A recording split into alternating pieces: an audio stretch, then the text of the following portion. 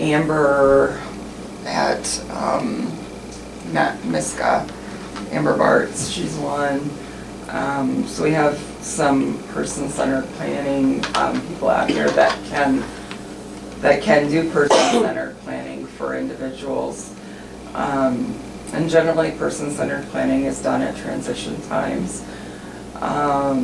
Transportation, I think, especially out here, we need to consider transportation for our youth with special needs. DVR is a great resource for education and vocational information, assistive technology, outlet, and then guardianship. Is your child going to maintain their own guardianship, or are you or someone that is close to your child going to be their guardian? So those are all things that you kind of want to think about for future. And the waiver, getting on the waiver, I think if your child qualifies for the waiver, that's something that, you know, you may be on the wait list for many years, but at the time of transition from school into adulthood, generally they go up on the list quite a bit because, you know, independent living and that kind of thing, whatever it is. As far as transportation, Mm-hmm. there is Mascot out here offers taxi cab vouchers at half price if you have a disability or for seniors.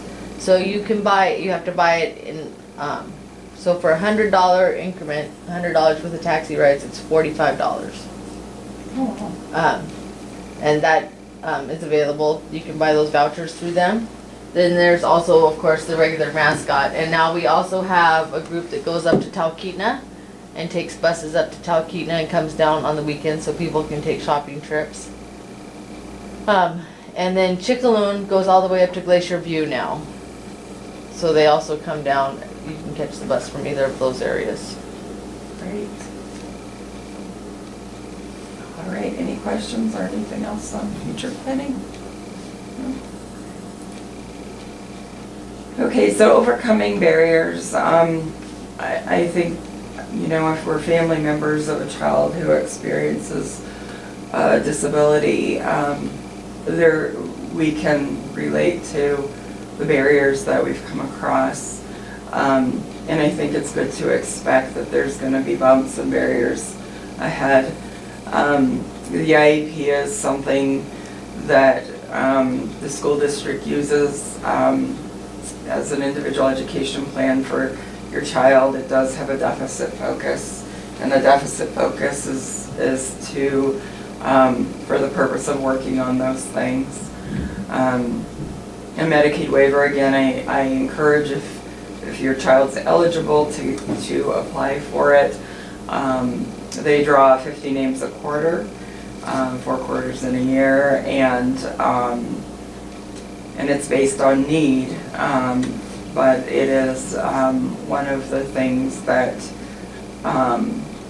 we are very fortunate to have in our state. And if you have a child who does meet the criteria for a Medicaid waiver, getting them on the wait list, I think, is essential. I think that the family can benefit quite a bit from that. And if they're really in crisis, getting on the wait list, sometimes they can get on the waiver like immediately. So paperwork, one of the things that we know for sure is that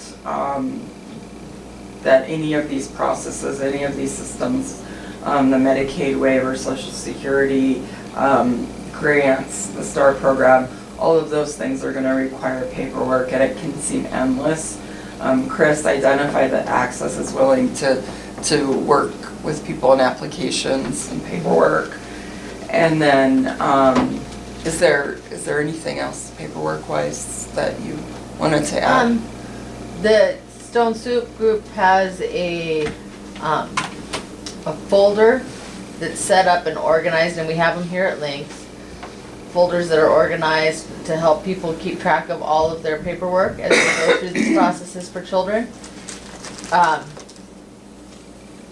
And, you know, I would say anytime you have an IEP and you're dealing with discipline issues, you're dealing with things happening at school, tests, the paperwork really can kind of overcome the importance of actually spending time with your child almost. So, you know, having a system to organize it really does help.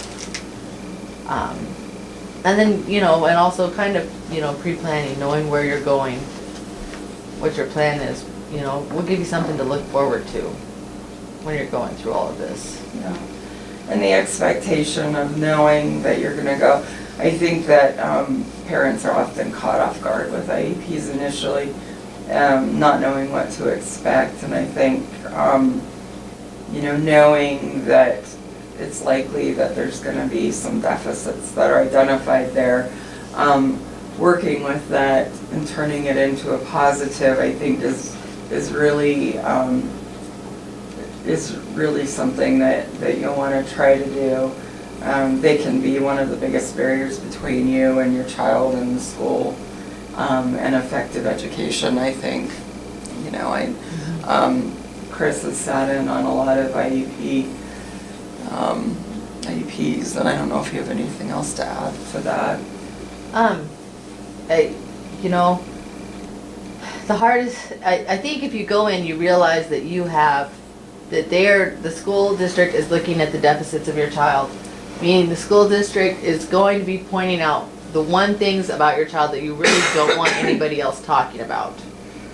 And if you can just take the information in as much as you can, have a plan. When you walk in there, look at what are your concerns? What's going on with your child in school? Know what your child's needs are. What can make your child be successful at school? And if you have that all written down in front of you when you walk into that meeting, the meeting is going to go so much easier. Because a lot of what ends up happening is you get caught up on arguing or, you know, becoming confused with points that they're trying to make. And really it should be all about is what does the child need that's going to make them successful.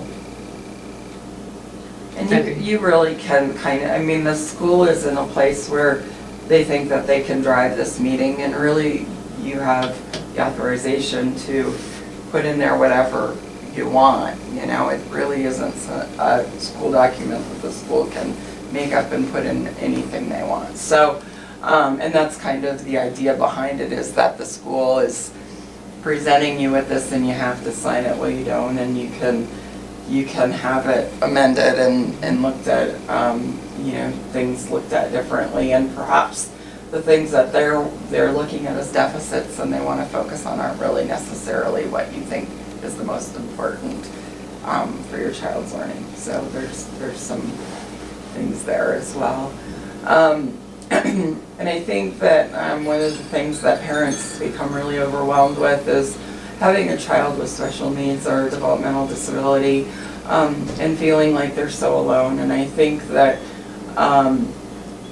that parents really need to be able to say, can you help me, and accept help. Because I think we all have kind of this pride of, especially as parents, knowing that there are children and we want to do what's best for them, and we can do better than anyone else, that we don't generally want to ask for help. And I think that that's something that that parents need to do more of, is ask for help and accept help. And then in regards to the needs of your child, don't accept the minimal. Everybody's going to offer you a minimal. Ask for what you need, and it could be, you know, and they may say no, but then you've got all of the potential resources that we've talked about to back you up. So you just want to go for what you need, and not accept the minimal. So. Mm-hmm. Anything else?